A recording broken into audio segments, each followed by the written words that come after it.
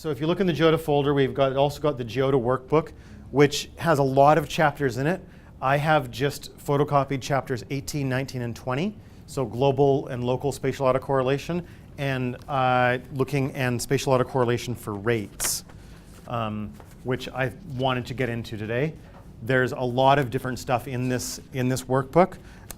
So I provided the workbook there. You can also download it on the website. If you do a search for GEODA, you're going to find the stuff in there.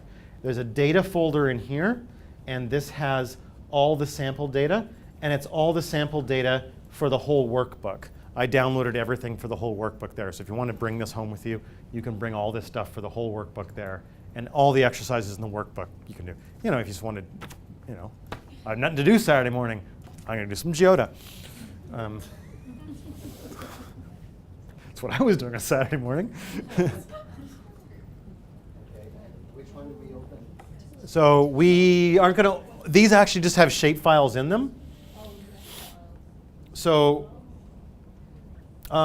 you guys, I would like you to start up the GEODA, and then you're going to get something like this. So we're going to start off with exercise 18, global spatial autocorrelation. And that's looking at some of these global spatial processes, and it's looking at a global Moran's eye. So what we want to be able to do in this exercise, we want to be able to create a scatter plot for a univariate spatial autocorrelation, so for just one variable. Looking at whether or not that variable is spatially autocorrelated, looking at sort of tests of significance for that, and then create a spatial lag and a standardized variable and save those variables out. So we're going to be able to do that. If you look at the lab on page 129, so in the preliminaries, all the things that you need to do, they're in a slightly different font. So here it said, we're going to work with the lip cancer data for 56 Scottish districts. Load this shapefile as scotlip.shape.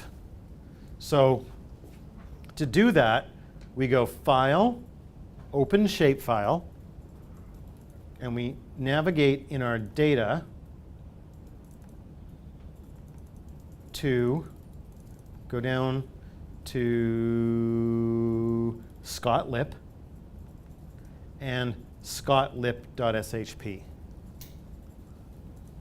Under the data, scotlip.shp, and if we open that, it opens up. And it says 56. Okay, there's 56 districts. That seems approximately right.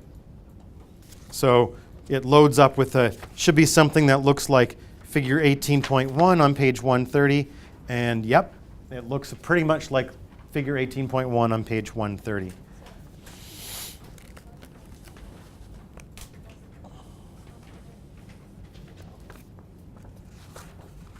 So it does a little bit differently.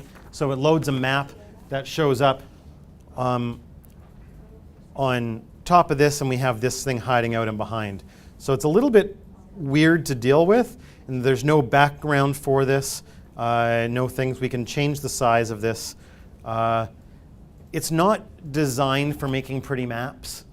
It's not designed for doing all those sort of things. It's designed for doing analysis. So don't spend all your time trying to figure out and make this look pretty and do nice labels and all that sort of stuff. It's not going to be able to do that.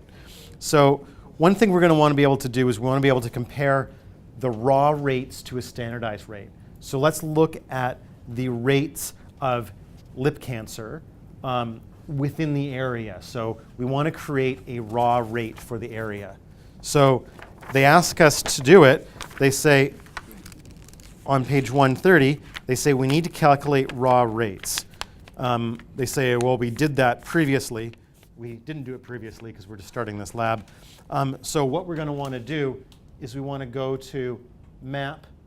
We're going to want to do a rate calculated map, and we want to do a raw rate. The things in the lab might differ. The words in the lab might differ slightly from what's in the menus. It's just different versions of GEODA. But you know, we want to do a raw rate from the menu, and well, here's a raw rate. So we're going to click on that. Our event variable is cancer, and our base variable is population, and we're going to create a box map of that. So it's a type of map. It's a type of visual display as a box map. So if we're calculating a rate, we've got the cancer events on one side divided by population, right? That gives you a rate, right? Events divided by population. We're all in agreement that gives us a rate. It's just a raw rate. It's not standardized by anything like that. We want to do a box map with a hinge of 1.5. You'll see what that means in just a second. And if you click OK, here you do end up with a pretty rate, a pretty map.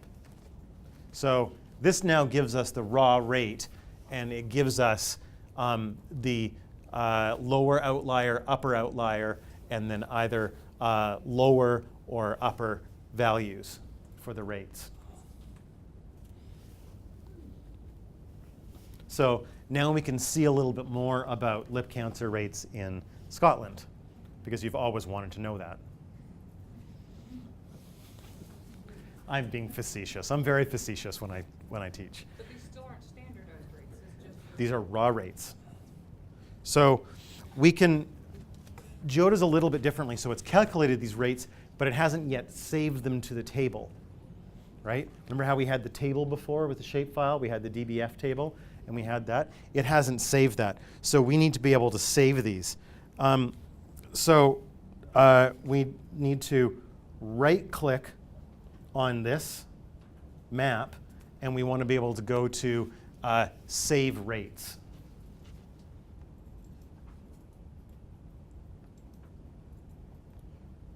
And we're going to add a variable, and we're going to call it, just click Add. So where I said just click Add Variable, I said Add Variable, and it's, call it R, raw rate. It gives you a whole bunch of options.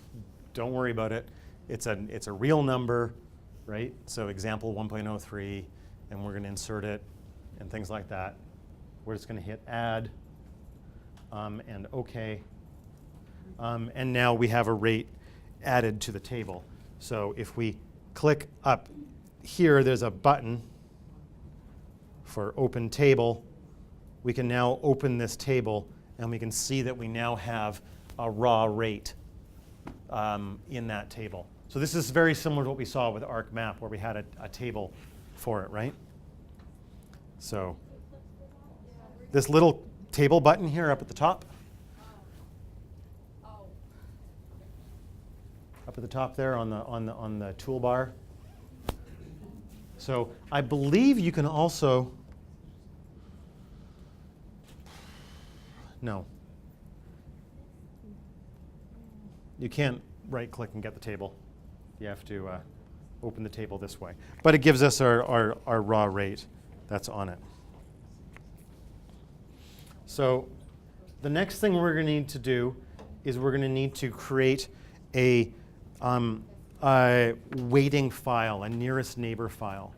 What I was saying before, where you calculate what are the neighbors for these different areas.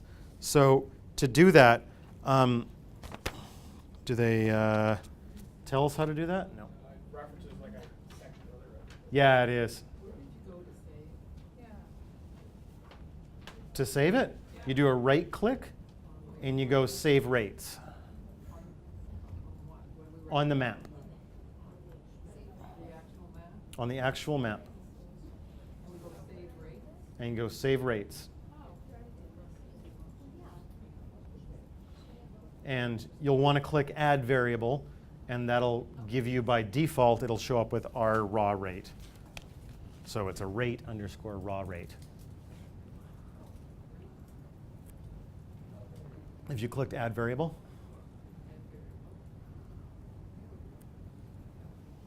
and just keep the defaults of that. So the next thing we're going to do is we're going to create these weights. All the weights are is the spatial weight file. It's a file that tells you what each adjacent neighbor is. So it'll give us this identifier. It'll give us a table that'll have all the identifiers of all the adjacent areas. And that's how we are able to calculate a local autocorrelation, because we need to know what areas are adjacent to it. So in order to do that, And we need to go to Tools, Weights, It's okay to say. Create.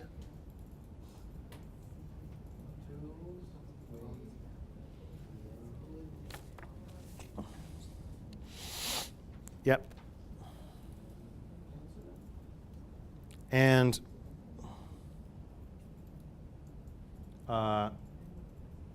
we're going to want to do for a weight file creation, we're going to want to use the code number. Code number is the internal identifier. It told us that a little bit earlier. We're going to want to use the nearest neighbors and 5 neighbors. So in this case, it's not taking every adjacent ones. And it's really important why it's not taking the nearest adjacent ones, because what would happen if we took the adjacent ones of this? You would have no adjacency. So it takes the 5 nearest, because there's islands in Scotland. We can't do that. So we have to take the nearest ones, and it will look at the 5 closest areas with 5 closest districts within that. And so here we can take the 5 nearest neighbors, so K nearest neighbors. And we can choose that. 5 is usually just like a sort of a default, what we have. So if we create this, some of you have done this already. You can call it Scott. It asks us to call it Scott 5K.gwt.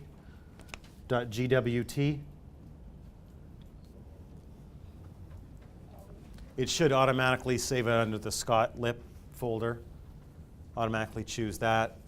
And we're going to save that as the Scott 5K.dgwt. And it should say successfully created. It's not going to mean much to you yet until we actually go to create our Moran scatter plot. So does this have to be in the same file with all the other data? It asks you to save it under the Scott lip folder, yeah. So save it as scott5k.gwt. It should, by default, already be going to that folder.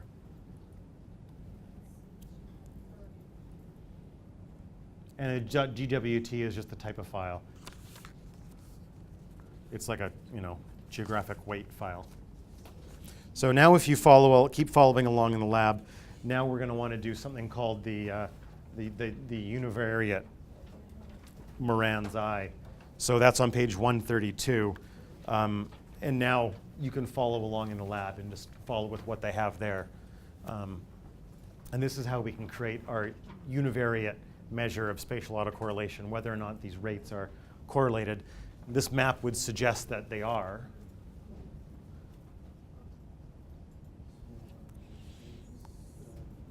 And so what you'll want to do is you'll want to go up to space univariate Moran's eye, like what it says here on page 132, and you want to choose raw rate as your variable. So we're going to want to calculate the clustering of raw rate.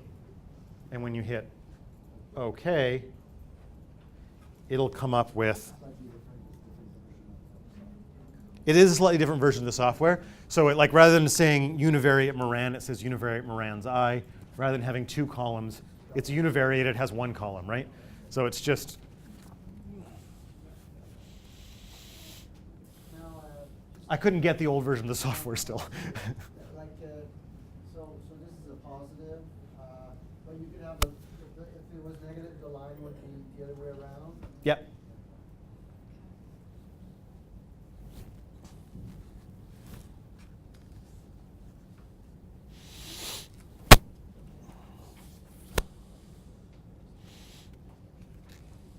So it gives you some little bit of information. You can read a little bit about that into what it sort of does.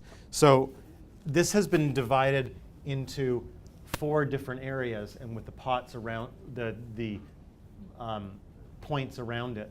And roughly, without going into significance, the areas right by this little guy looking for his penguin, that's what he's doing. People don't have that children's book. It's from a children's book. He loses his penguin, so he goes to Antarctica. It's so sad. These are lower than expected low values, and these are higher than expected high values. So it's what you would think of with a, when you do these types of maps, these plots in stats. So these are higher than expected high, lower than expected low values in here, and we'll be able to show that map there as well.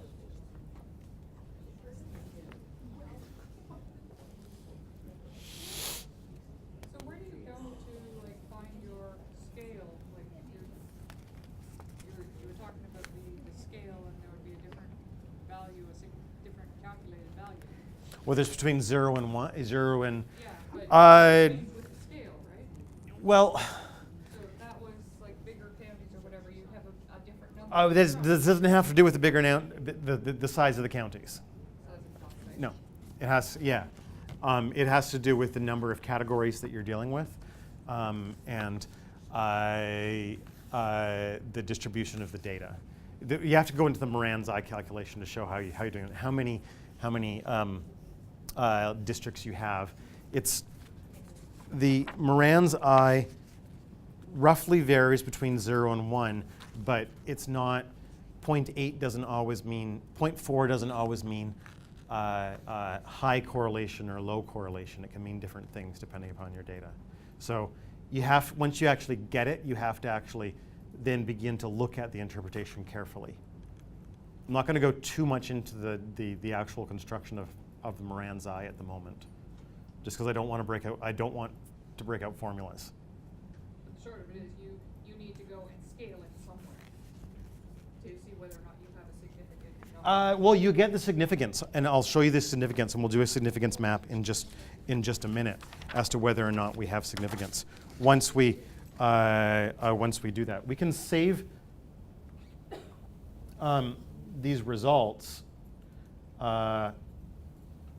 We can save both the standardized and the spatial lag variable in the same way we did with the other one.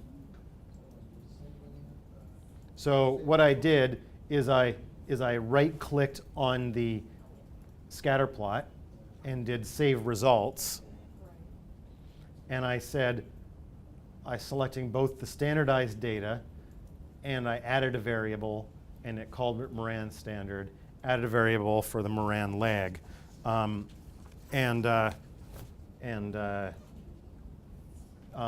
I hit OK, when I go then to my table, I can see that it's added those into it.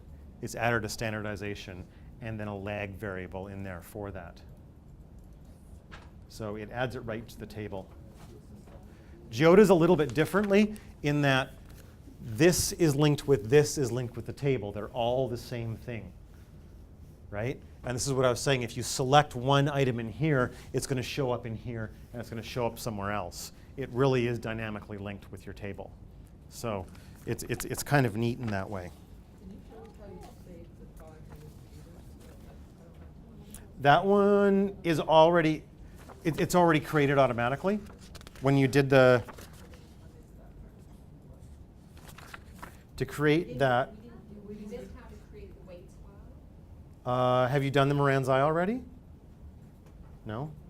I did the tools, weights, create. I added a code number as an ID. And I did 5 nearest neighbors here. That was my weights file.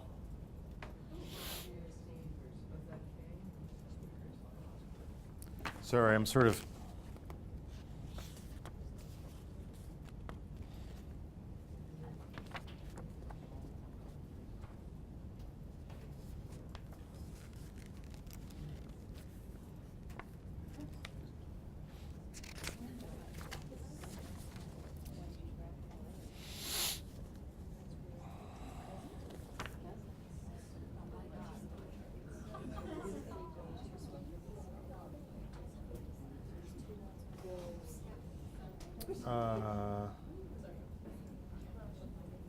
Show axes. So you can do a few other things here on this graph. We can show our display statistics. we can show some of these sort of things, the standard area, our t statistic, the different p-values and slopes. So people who remember your basic stats, we can get our r squared, and these sort of things can show up there. So where's my envelope slopes? I'm sort of trying to find that here.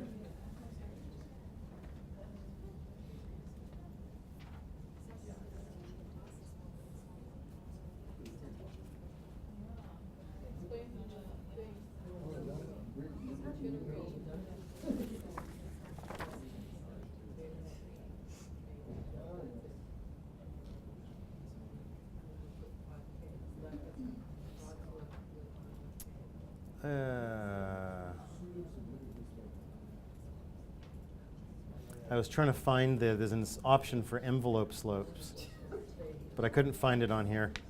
They changed it.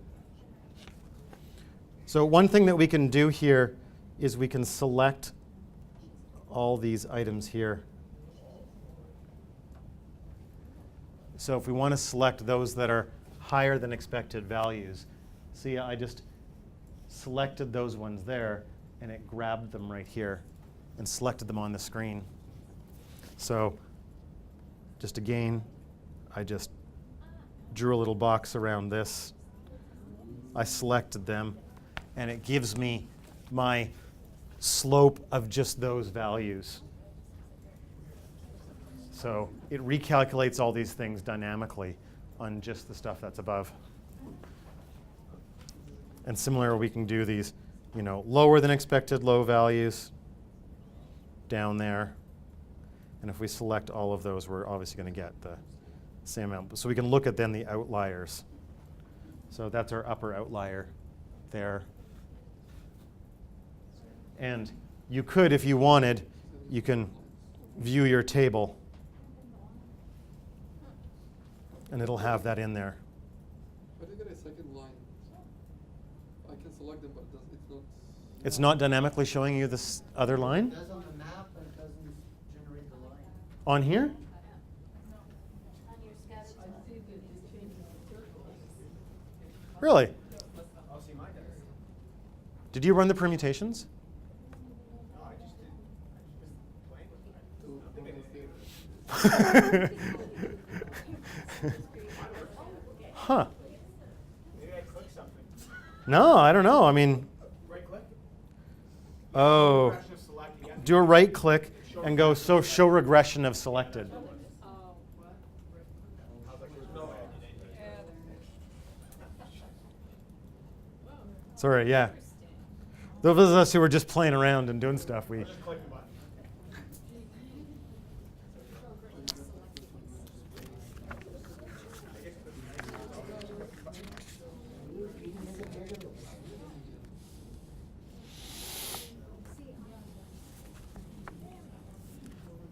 So,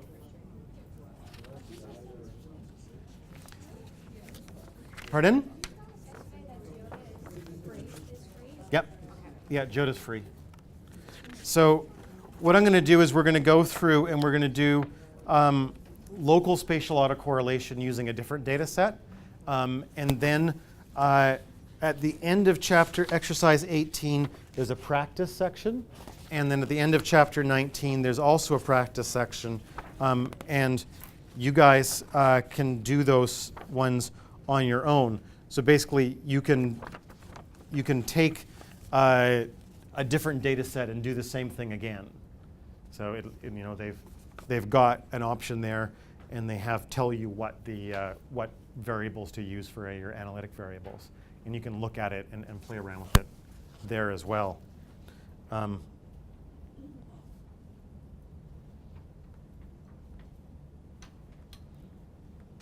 So one other thing that we can do here with this,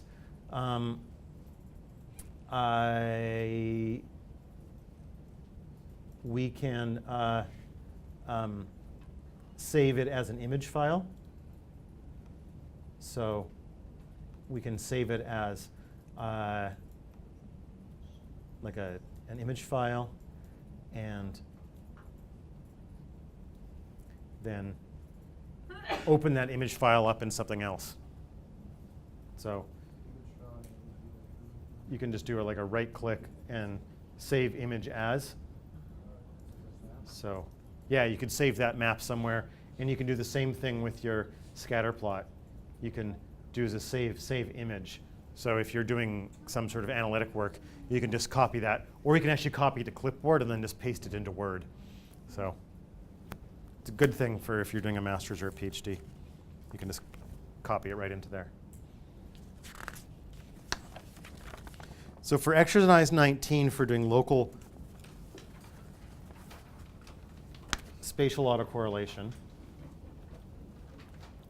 close out all those, and we're going to open the Ohio lung. Is it? No, it's not. We're looking at the St. Louis. Oh, we're looking at the St. Louis homicide. Sorry, I thought this was Ohio lung.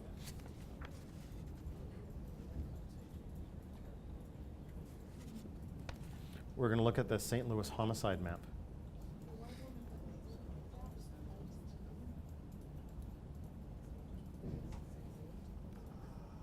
So if you go to File, Close All, then you can open a new shapefile.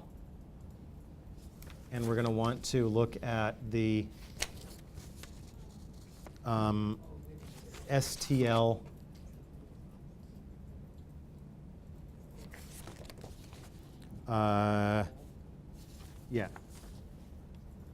STL underscore HOM.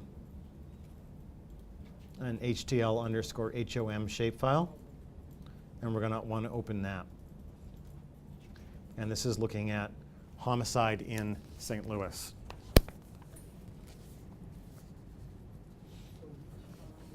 So St. Louis region, this is a county map, looking at that. We're going to need to create a weight file for this one.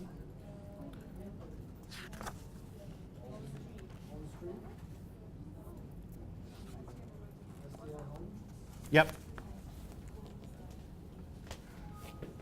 And we're going to, under the basics, we're going to want to create a Rook weight file. So for those of you who know how to do that, you can go to Tools, Weight, Create.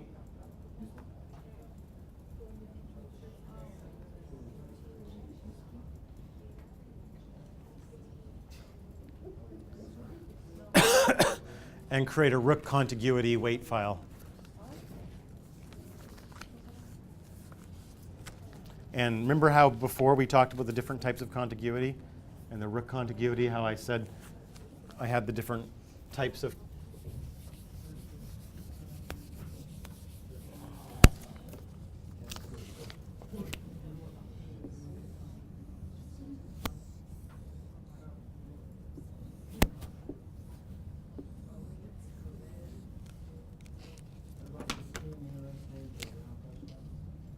No. We're using something called Rook contiguity. So for a reference area, we're only interested in those that have a common boundary. So if we look at the actual map,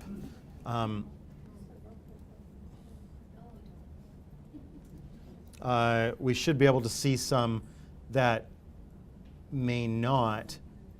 Are there any that have like just a corner that are adjacent? They don't actually. They're all no, they're all like that. There's none that. So here a Rook adjacency really would be all those that share these common boundaries.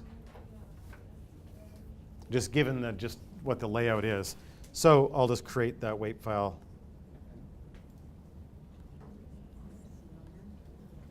Yeah. Rook contiguity.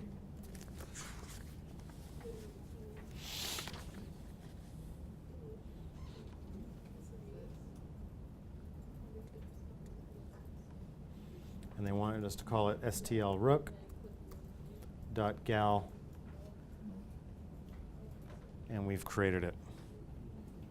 And now we can follow the list, and we can create a univariate local Moran's eye by going to the space, right? Space univariate local Moran's eye. This is where we're going to get a cool map at the end. They say univariate LISA. It's univariate local indicator of spatial autocorrelation. So the Moran's eye is an indicator of spatial autocorrelation. So it's a local indicator of spatial autocorrelation. So When you selected rook continuity, I didn't include lower orders. you didn't? No. Did you do anything with k nearest neighbors? Nope. Okay. And they want HR 8893 as our first variable. And let's open up all three of these things: significance map, cluster map, and Moran's scatter plot map. So when you run this space local Moran's eye, it's going to, and you hit OK after you've selected the variable, it's going to come up with that, and you're going to get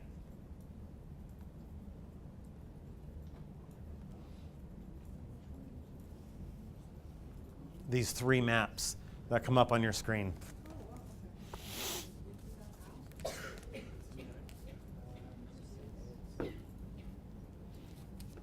No. Okay, so we start with space, we click on the, Space, local Moran's eye. there. Oh. Yeah, univariate local Moran's eye. And then we're going to want to choose just the one variable, and it's HR 8893. That's the homicide rate between 1988 and 1993. So now you can see, now this actually gives us some actual information about homicide rates in the St. Louis region. So here we have higher than expected high values, lower than expected low values, and that these ones have a p-value that's significant at least at the 0.05 level. And these ones aren't significant. So it gives us as well the significance of those as well. And in this map, it removes all that significance within there. So anywhere that's not significant, it just takes it out. And it shows us the areas that have high clustering of higher than expected homicide rates and clustering of lower than expected low rates. So it can actually give us a little bit of information. Now we're doing something with the spatial information, moving beyond that.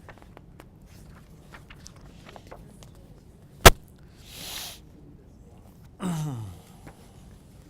determines your expected? Pardon? Your rates are higher than expected, lower than expected. Based on the global. Based on the global rates. So, and but it's also then taking into it, so it looks at the clustering of those rates compared to each other. So then, And we can get the global spatial autocorrelation, and this is the reason why we create this weights file is, if you think about it, because I know what this neighbor is, from this one I know what this neighbor is, right? This one I also know what these neighbors are, so I also know what the second order neighbors are, right? So because I know what one neighbor is right beside it, I then know I also know what this neighbors are, just because of the way the table is structured. I can find out if this is, number 1, 2, 3, 4, 5, 6, 7, 8, 9. I know that 5 is adjacent to 2, 6, 4, and 8, but I also know that 6 is adjacent to 3 and 9, right? And 3 is adjacent to 2 and 6. I can find all that out based on the table. So I can calculate my global spatial autocorrelation really easily based on this whole contiguity matrix. So we can then find out these different orders based on just that simple file that we created. So the base files for this would contain what? Just the numbers in the particular Yeah, so if we can go here and we can do the same thing we did before. We do a right click on the chart, so on our Moran's Eye here, and we can go save results. We can do our standardized and spatial lag, and we'll add the variables, same as what we did before. And we can do that, and that gives us our global Moran's Eye. So this is our global Moran's Eye, and this is our local Moran's Eye then showing up.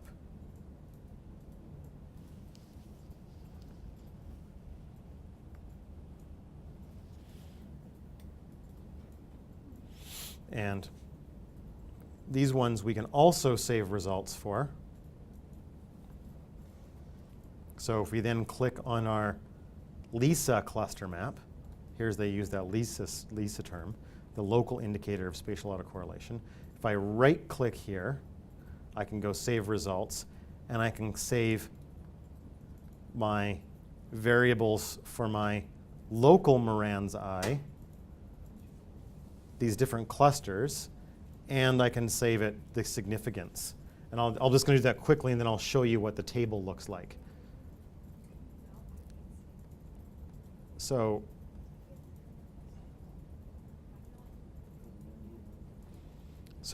what it now has is it gives me my global, the value with the standardized Moran for the global, and then for the local. And then this value tells me the significance of it. This one's not significant. And then it tells me what cluster it's in. The clusters correspond with these 0, 1, 2, 3, 4. So it gives us, for mapping, we can then map it. But it shows up in the table then. So.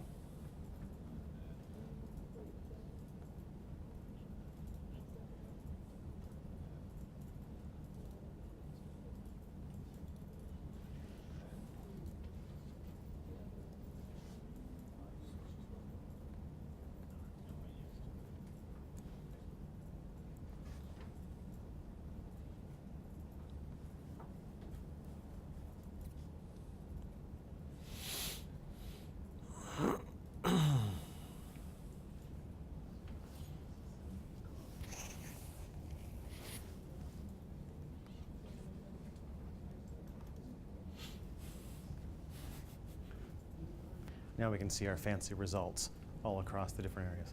So this gives us one example of local level clustering.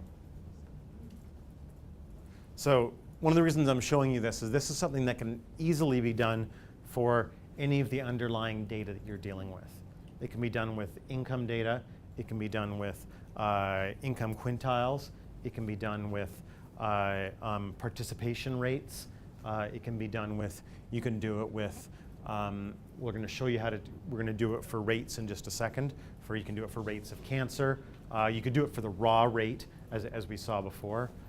So you can do it based on any number of the type of analyses that you could be doing, and any of the other variables that you're looking at. And you can look at clustering of this. So one of the things that we looked at, I do have a paper on, is looking at obesity rates compared to income. So looking at these two. So do we have taking into account income, do we have clustering of obesity? And in Vancouver, we didn't have a clustering of obesity. But I was looking at a select set of neighborhoods in Vancouver, and we didn't have that. It got published in a good journal because it was an unexpected result, but so we were lucky in that respect. But most other areas, you probably would find a clustering of that. Any questions on this so far?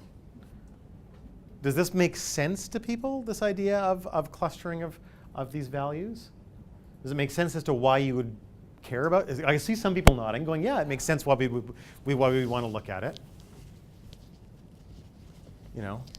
And when we're doing work, so like some of this work that we were doing using air pollution, we were looking at, I've used it using healthy immigrant effect. So we were looking at, that's a big thing in Canada with less so in New Brunswick because we have a lot less immigrants.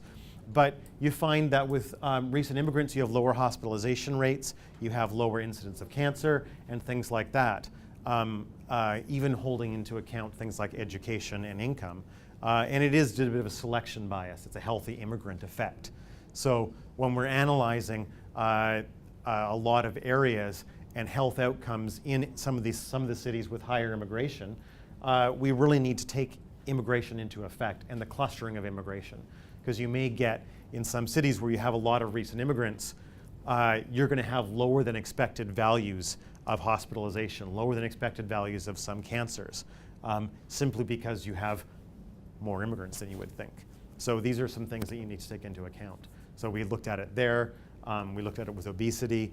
We looked at it with some of the First Nations outcomes, with injury and things like that in First Nations. We've had to take these into account where you do get this clustering. Because with First Nations, it was that, yes, you have higher than expected values of injury on reserves, but you also see a similar higher than expected values in the areas immediately adjacent to reserves.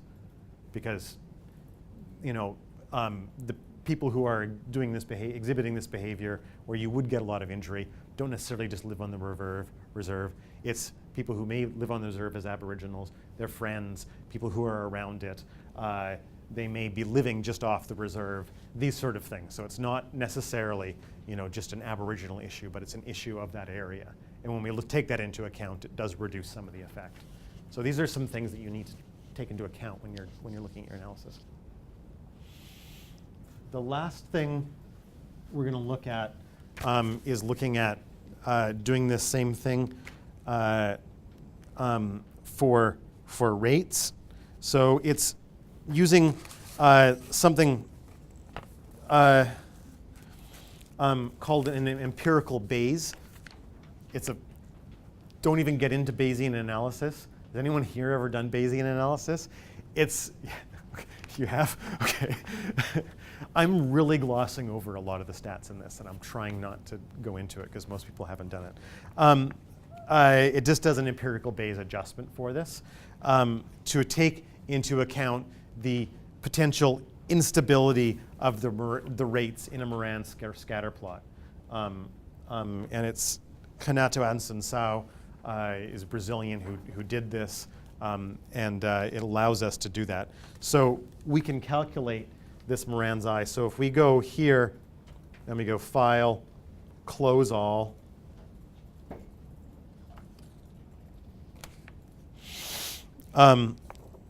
we can do a Moran's eye with an EB rate. So we're going to look at the Scottish lip cancer again.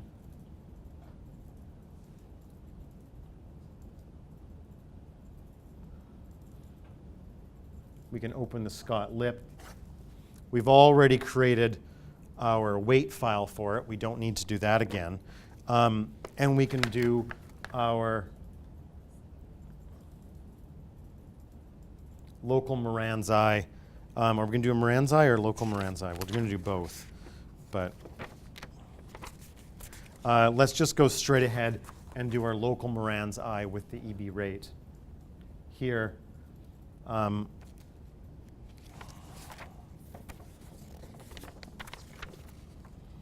and we're going to use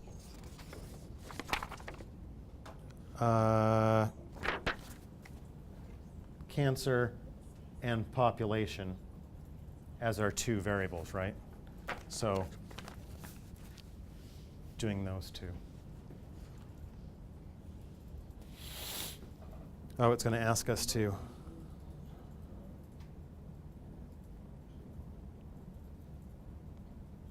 It's going to ask us to select a weights file, which we already have, the scott5k.gwt.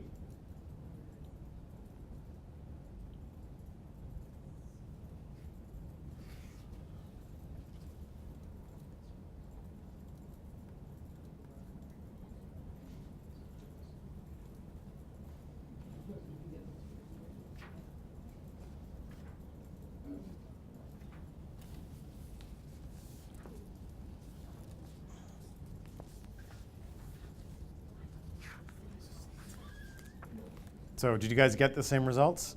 No, I said it last time too, they were just slightly different. Were they just slightly different, or are they a lot different? No, like I'm missing like one area. It's not right on mine. Yeah. Bottom, like county or district, whatever, it's just not. Mine's very. And hers is different from mine.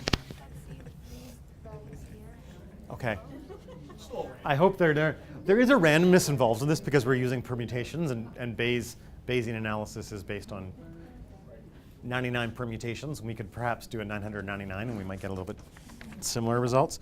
But this is a very similar type of result where we get this now. And now we're actually looking at cancer rates versus just an actual value underneath, where we then can see we get higher than expected and lower than expected values within that, and it's only showing out the significance.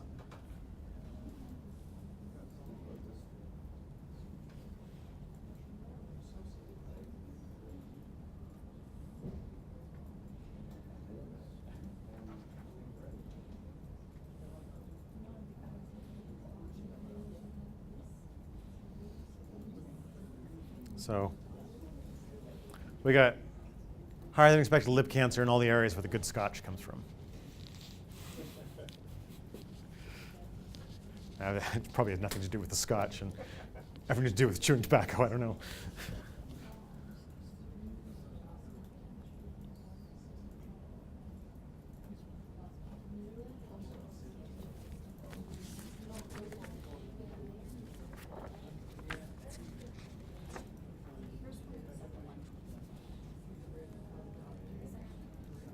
So in section 8, in exercise 18, it tells you a few other ones that we can look at. We can look at the Ohio lung ones. We can look at the SIDS, and we can look at the Buenos Aires and the St. Louis homicide, and we can look at these different ones. The SIDS one is a good one because we can look at it's sort of a classic public health one. And we can look at that using rates as well. And I would suggest that you go through particularly that one, the SIDS one, and look at the different rates for that, and see what the results are for SIDS there compared to some of the other underlying variables they have in the data set. And I will be here to answer some of these questions. And maybe after this we can, I don't know if we want to show how to do this in ArcGIS? Not really. You can also do this in ArcGIS. It's just not as easy.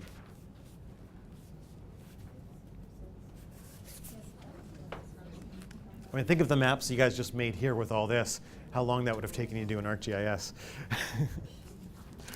We spent all day yesterday just adding some data. On the scatter plot? Yeah, you can do that. So I can do a 999, a randomization. I can run different scenarios, randomization, and get different.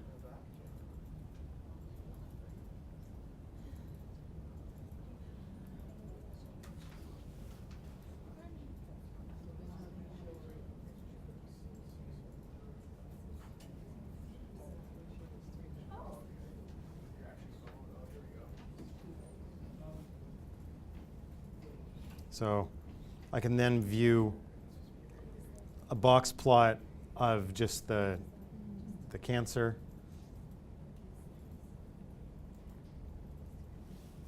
So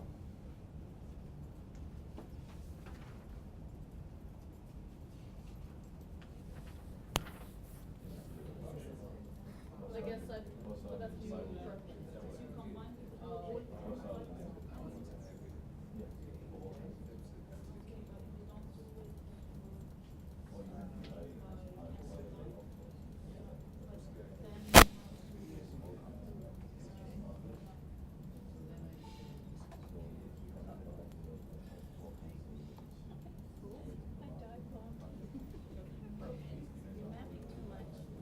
I tried to make it seamless.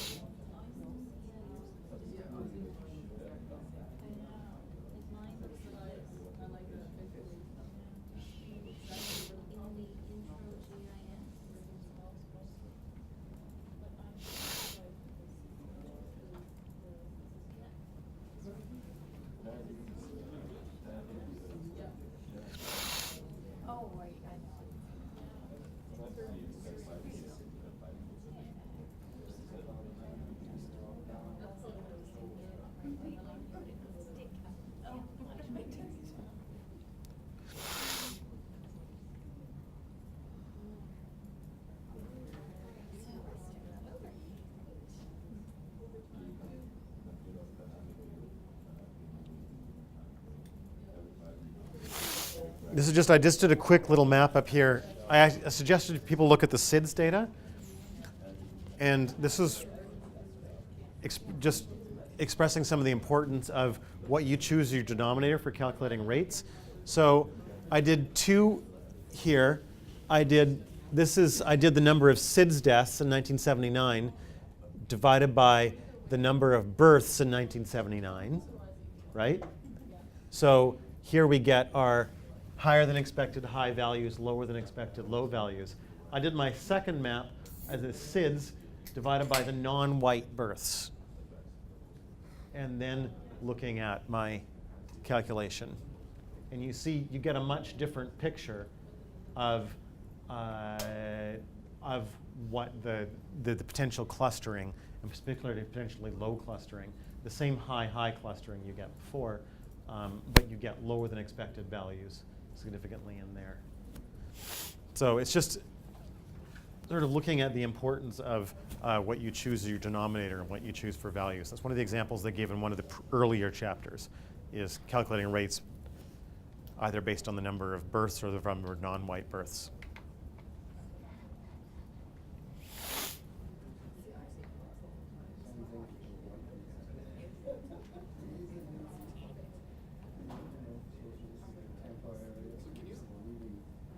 In Geoda, can you also open like do any layering? Like Nope, nothing. So it's only to calculate your It's analysis. Yep. Yeah. It's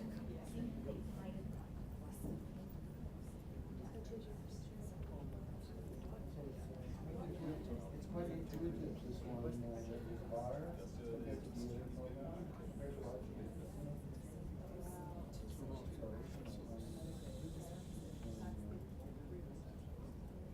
it's trying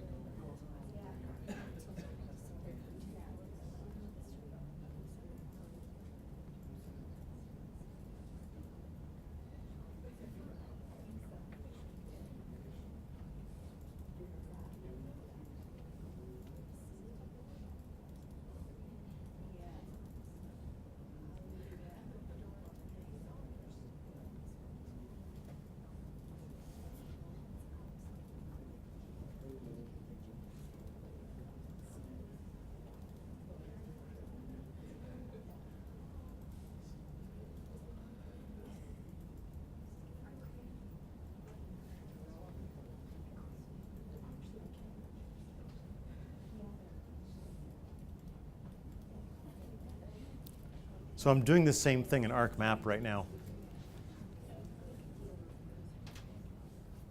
And we're getting much different results. And I just wanted to show it to you that it is possible to do it in ArcMap. It certainly is not giving us as prettier results or as fast, but I just wanted to sort of show you that it's possible. What was the one where we saved the results out? It was the St. Louis.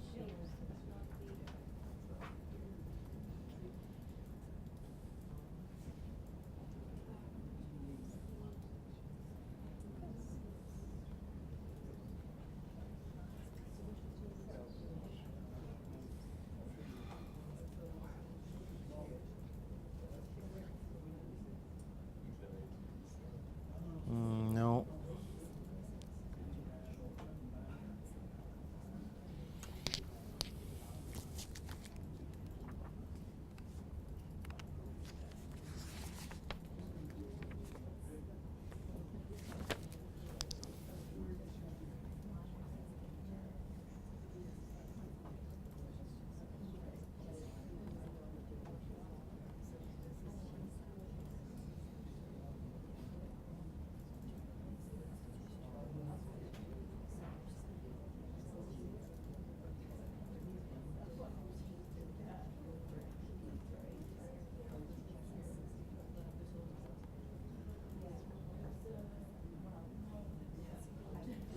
Oh, I forget.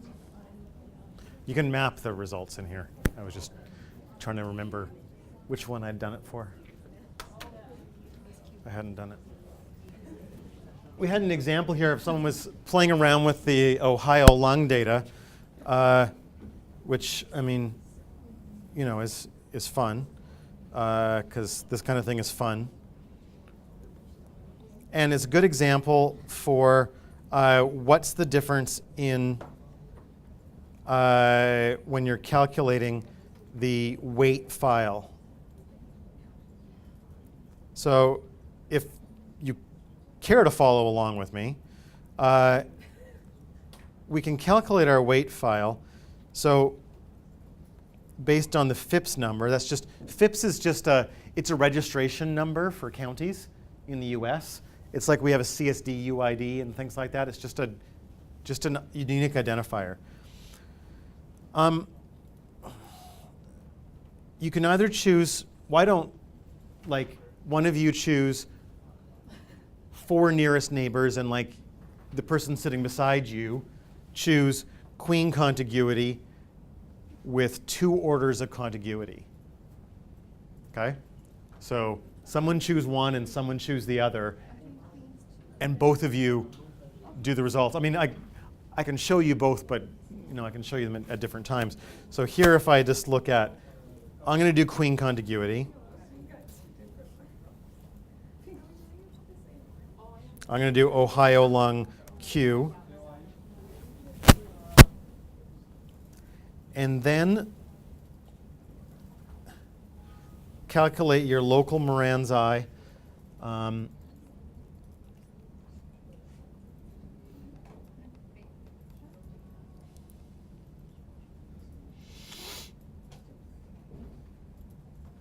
And I figured out what these are. LF88 is lung cancer females 1988. That's what it is. And divide it, do a local EB rate, and you can get your output here. So what you end up with is a map that looks like this if you use queen contiguity with second order. You end up with something that looks like this. But if you use K nearest neighbor, you're going to get something that looks totally different.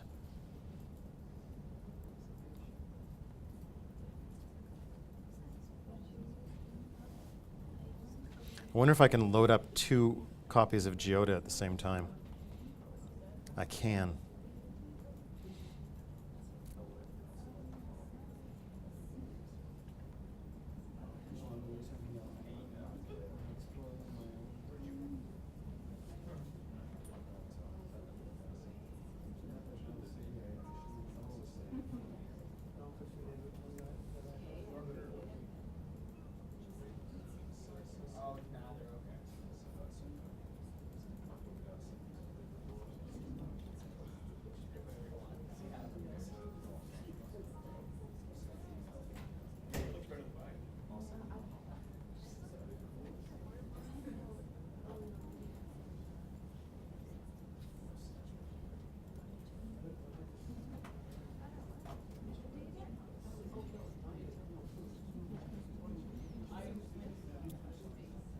So here's my 2 maps. This is using the queen contiguity matrix, and this is using the 4 nearest neighbors. And so when what we're talking about here is for this one here, where this is a queen contiguity with 2 orders of neighbors, this county has higher than expected values, higher than expected rates of female lung cancer compared to these ones and these ones. So its weight matrix is including all adjacent counties plus those counties adjacent to it. Higher than expected, high values, and it's significant. Over here, those values are only including the 4 closest counties. Higher than expected values compared to the 4 closest counties. So compared to all of them.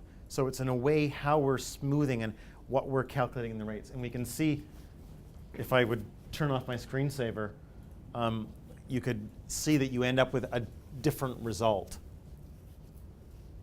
Yeah. When you see that four closest county, can you identify them or Yes. is there a way to see it on the map? Yep. You should be able to.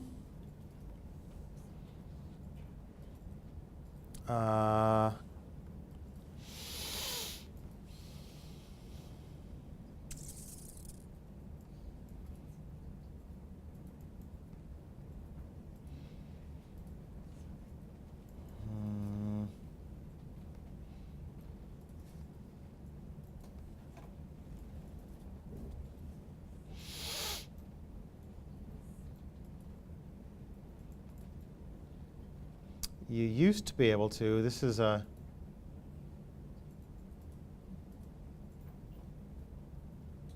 You used to be able to view the weights file. Which is the way to. I don't know how to. You used to be able to easily view the weights file. I can show you what a weights file looks like here.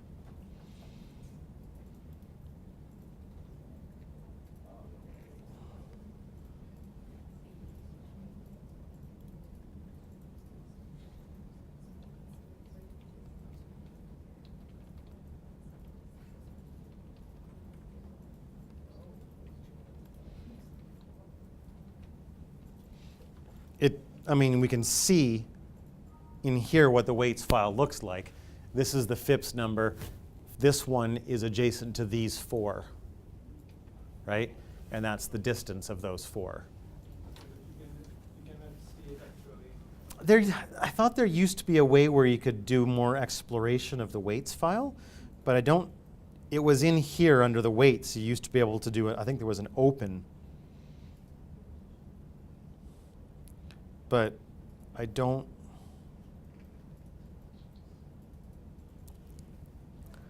No.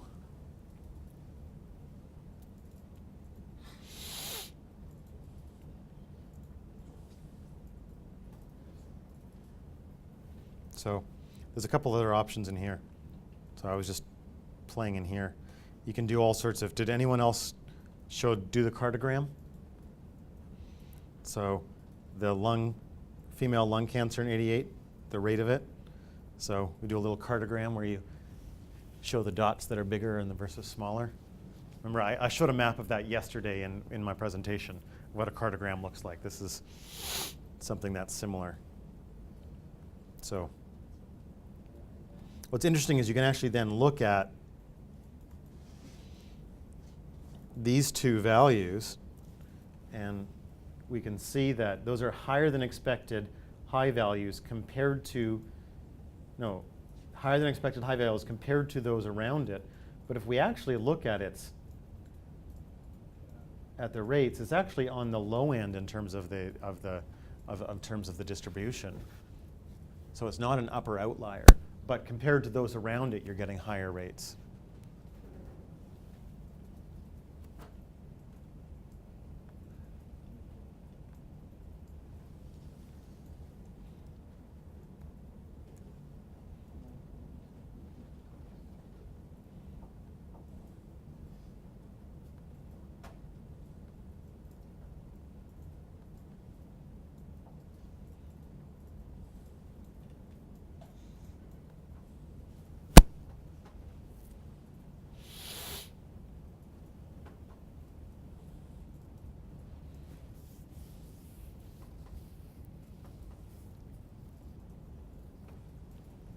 Coffee's arriving in just a second, and then pretty much the rest of the afternoon, I sort of wanted to leave people a little bit of time to play with this. We can also, if you want, you can open ArcGIS back up again, and no one has done that yet on their own free will, strangely enough. As I said, ArcGIS will do almost all of these things, but you can see how quick it is within Geoda to get some of these results and do some of this exploration and data analysis and actually play with our data and do what's called exploratory spatial data analysis. ArcGIS, there's this huge learning curve to get to that point where you can do that. So, but I needed to give you that introduction to it to show you, because it really, any sort of data management, data linking and things like that will have to be done in ArcGIS.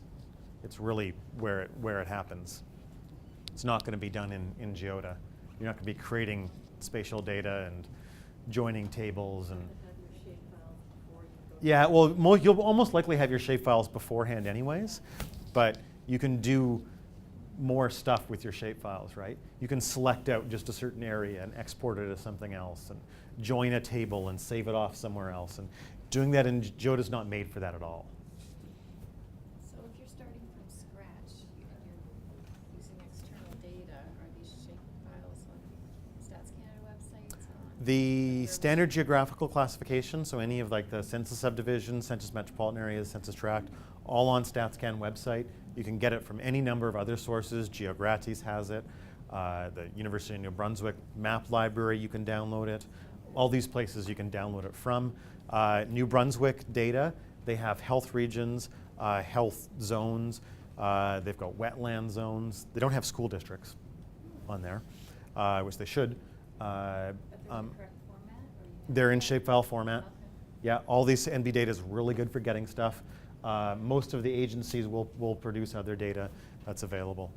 And if you have survey data, you can, or other things, you can, then link that back based on whatever codes you have. So.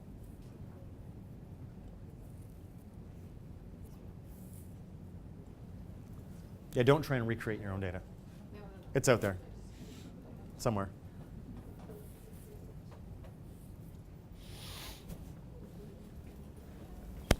You can even get the full detailed roadmaps for all of New Brunswick with addresses for all of New Brunswick on there.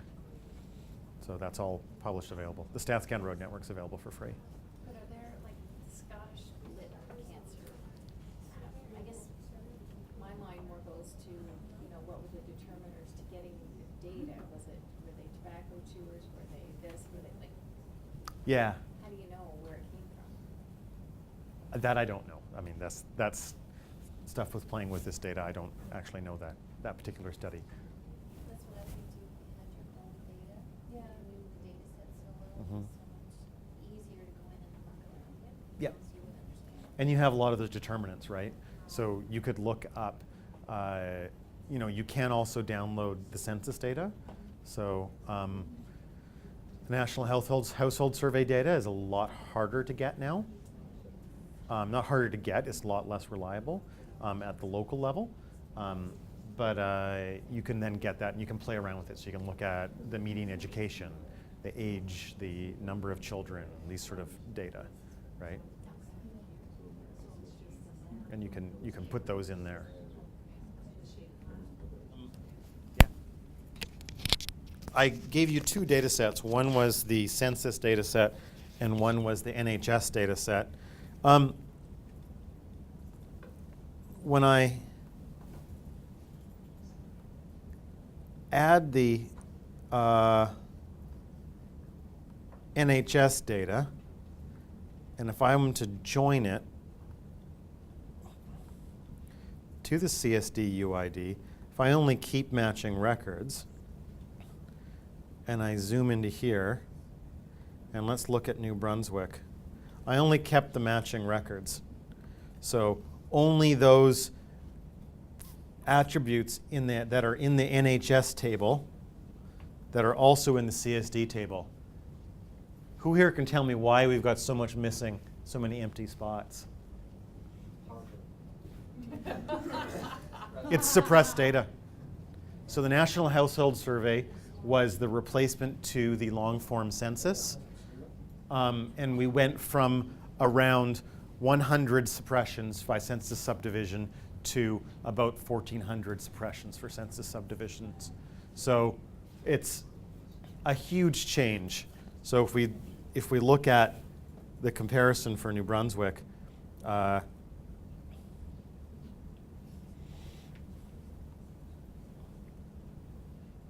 so look at all the areas that are in pink are all areas where at the census subdivision level, even at that level, not even like we're talking census tract level, we have the data suppressed because of they're unable to reliably provide estimates at that level. So that purple is suppressed? These are non-suppressed. Oh. But, I mean, so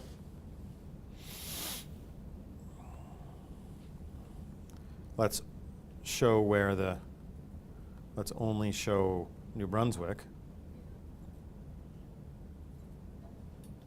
Whoops.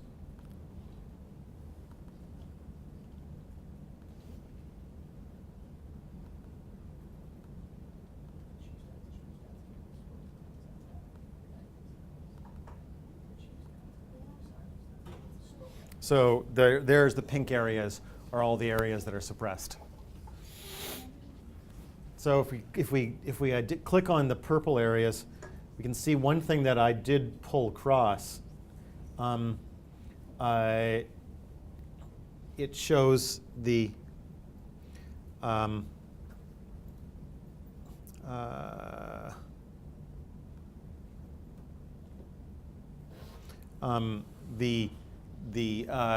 the rate at which not the participation rate, the GNR, is the rate at which they were returned. So essentially the response rate. So it shows you that. And so where the response rate was too low, they've suppressed it. So this is one of for a province like New Brunswick, where you've got a large area that's a rural population, these are in places where we can't get a lot of the data for it. So we can still get population and age sex counts and whether or not you speak English and French and your family composition. Those are all things that come from the short form, the census, the 2011 census. It doesn't come from the 2000. So anything from the 2011 National Household Survey won't be available for those census subdivisions. We might be able to get it for the census divisions, so the next level up, but not at the census subdivision level. So for those of you who work with the data, no one had asked me that yet. But Can you, before you delete that, can you email that to any one of us? can I email this to you? Well, I don't have the software, and that's a rather shocking piece of news. It's available on the census. It should be available on the. That map form?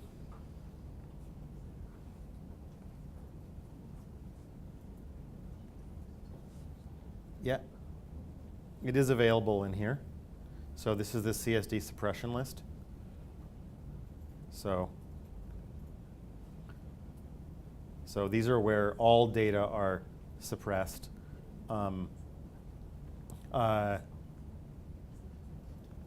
Versus just, keep in mind that there may be some data that's available at that level, but not all data. So from the National Household Survey, they might be able to provide some results, but not all results. So there may be some things they can provide. So, but I can't tell you what those ones are. Starting July 1st, I'll be very happy to email that to you.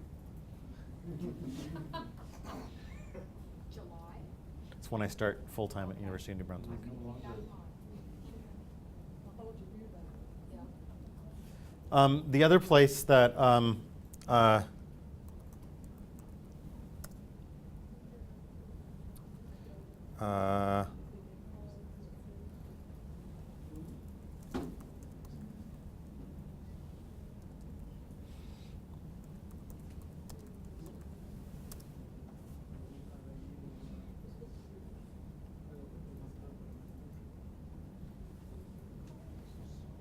so this is the other one that has other thing that you want to look at, and this is the GONB through Service New Brunswick.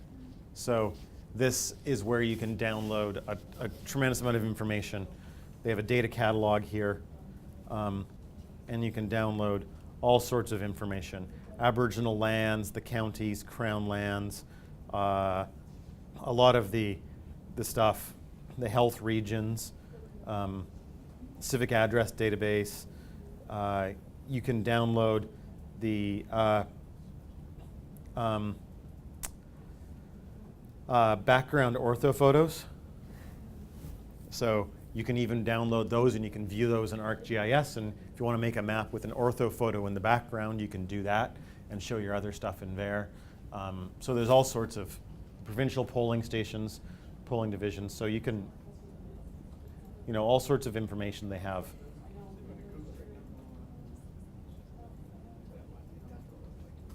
There's not a lot of attribute data attached to this stuff, except for sort of identifiers and things like that. But the base layers are there.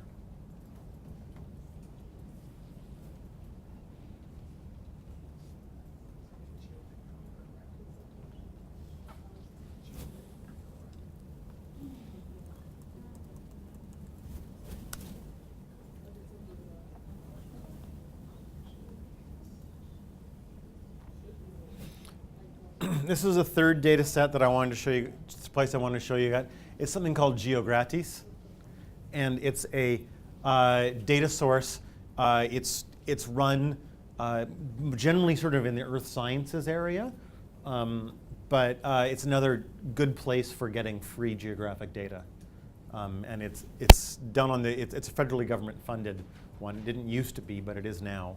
And it has all sorts of different topographic data. One of the things you can download off here is, have you ever seen the Natural Resources Canada, the topographic maps of Canada? So if you look at some of the big topographic maps you can buy for the different provinces and regions, wildlife areas, all the data that goes into that you can download from here. And so that's like, your parklands, wetlands, roads, populated places was the one that I used in the map, railways, airports, all sorts of data that would go into this background map. And it's a really good source for providing these. So this is the, you can also get land use data and things like that. You can, where are we? Browse our catalogs.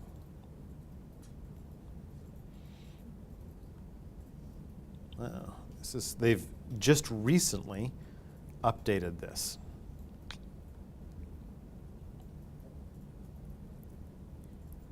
So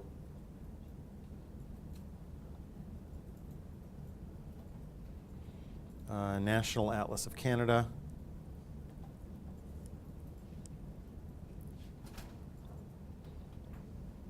And it tells you all the different things that you can download the permafrost maps. So here we go. We've got political boundaries, populated, railroads, roads, sea ice. Sea ice isn't so important in New Brunswick, but glaciers not so important in New Brunswick either. But all this stuff's available on there, and there's a large amount of information available.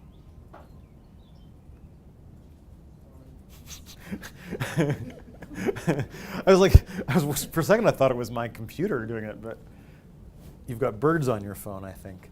It's infected. So here's 3 good data sources for it. Another good, I'll just do one more.